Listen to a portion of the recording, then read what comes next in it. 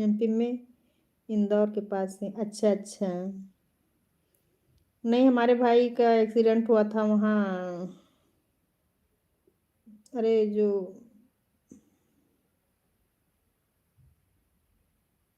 अच्छा नाम है स्टेशन का, बड़ौदरा के पहले ही पड़ता है।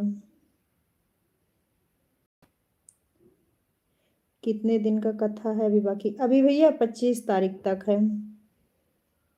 दाहोद स्टेशन तो वहीं से मतलब थोड़ी दूर पे अस्पताल में था, तो हम लोग 1.5 महीना वहीं थे गुजरात में। आपका भाई इंदौर में? नहीं, दाहोद स्टेशन आपको तो मालूम होगा। तो वहाँ से थोड़ी दूर जाइड्रस ऐसे कुछ हॉस्पिटल है, वहीं पे था वो। 1.5 महीना मतलब उसको एक लोग ट्रेन से धक्का दे दिए थे, तो वो 1 महीना कोमा में चला गया था, उसका मतलब सर्वर पूरा फट गया था। तो वहीं एडमिट था, तो हम लोग 1.5 महीना थे। तो एमपी का एक भैया थे, वो हम लोग का बहुत सपोर्ट करते थे, मतलब डॉक्टर थे, बहुत सपोर्ट किए थे भाई के उसमें।